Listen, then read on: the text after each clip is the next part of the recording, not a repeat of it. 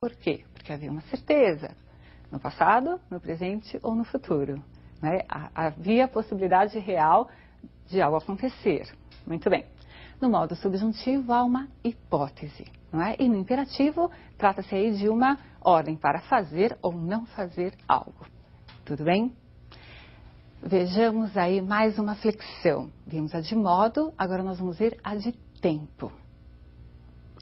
Importante que você entenda que o tempo é essa localização do fato expresso pelo verbo, não é? Essa localização temporal, e que as flexões de tempo e modo estão associadas. Então, veja lá, eu tenho o modo indicativo. Quais são os tempos dentro do modo indicativo? Então, nós temos o presente. Eu conjuguei o verbo só para que você se lembre dessas flexões. Então, eu digo, eu amo. Temos o pretérito, não é?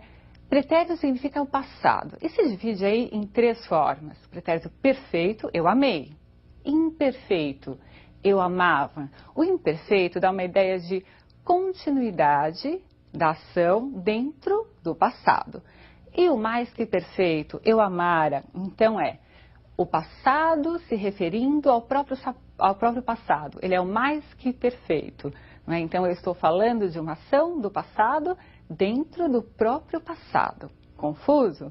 Não, você verá isso em exemplos e em exercícios nesta e na próxima aula. Veja, também falando aí do outro tempo no modo indicativo, que é o futuro. Então temos o futuro do presente e o futuro do pretérito. Eu amarei, ou eu amaria, não é? Havia uma possibilidade, então, veja, não vamos usar a palavra possibilidade. Havia aí a certeza de que algo poderia ocorrer no passado, mas não ocorreu. No passado havia certeza do fato, por isso que é modo indicativo.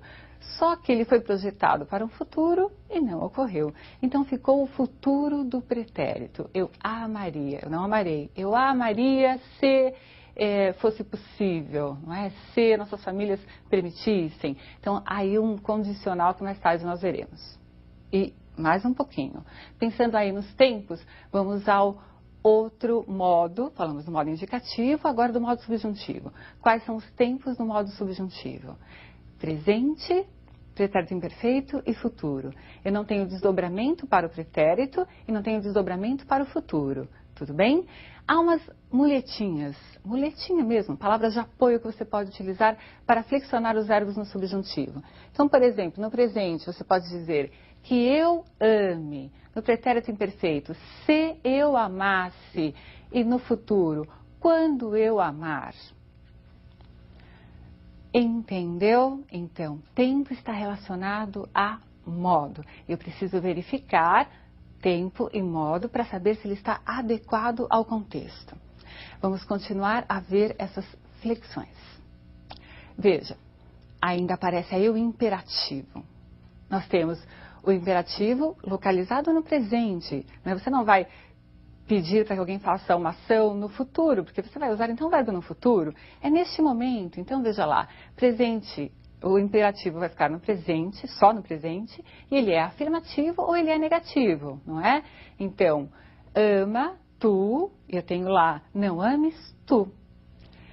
Percebeu? Vimos aí então quais são essas variações, essas flexões de tempo e de modo. Nós vamos ver agora outra flexão que é própria do verbo, que é o chamado aspecto verbal. Muito importante no vestibular. Veja lá. Alguns aspectos verbais. O que significa aspecto verbal? Significa que, às vezes, o verbo está em determinado tempo e modo, mas ele tem um sentido diferente do que quer expressar aquele tempo e modo. Por exemplo, pense aí nos mandamentos divinos. Se diz, não furtarás. O verbo está no futuro do presente, do modo indicativo. Então, não é para você furtar só no futuro? Não, é para que você não furte em tempo algum. Mas o verbo está no futuro. Mesmo assim, ele tem um aspecto diferente. Vejamos outros aspectos. Veja lá. Habitual ou frequentativo. Não importa o tempo ou modo, você vai perceber que o verbo vai expressar hábito ou frequência. Ele chegava por volta das 9 ao trabalho, das 9 horas ao trabalho. Então, o verbo está no pretérito imperfeito, mas ele está indicando um hábito, sempre ocorre daquela forma. Vamos a outro aspecto. Insertivo ou incoativo. Essas palavras já indicam o início do processo verbal. Então, veja, ele começou a perder a paciência. O verbo está no pretérito, é o pretérito perfeito do indicativo, e mesmo assim eu estou me referindo a um processo verbal que está no início. Eu poderia colocar o verbo no presente até, e ter essa mesma ideia de início. Por exemplo, ele começa a perder a paciência. Eu teria verbos em tempos diferentes, mas com o mesmo aspecto. Conclusivo ou cessativo, veja, expressa um processo que já foi concluído. Terminei a minha graduação. Aí eu tenho o pretérito perfeito e percebo claramente essa ideia de cessar. No vestibular, você precisa interpretar como esse verbo vai estar aparecendo. Então, veja lá. Cursivo ou progressivo, expressa um processo que se prolonga no tempo. Eu vivo com dor de cabeça. Vivo é um verbo no presente, mas o aspecto dele é de algo que sempre está ocorrendo. Não é só hoje que eu estou com dor de cabeça, eu estou sempre, então eu vivo com dor de cabeça. Então, o aspecto é aquele significado que o verbo vai adquirir dentro do contexto. Isso é cobrado sim de você no vestibular, pode ter certeza. Você entendeu os tempos, você relembrou dos modos, viu para o que servem e viu aí quais são os aspectos verbais. Continuaremos a estudar esse assunto na próxima aula. Tudo bem? Um grande abraço para você.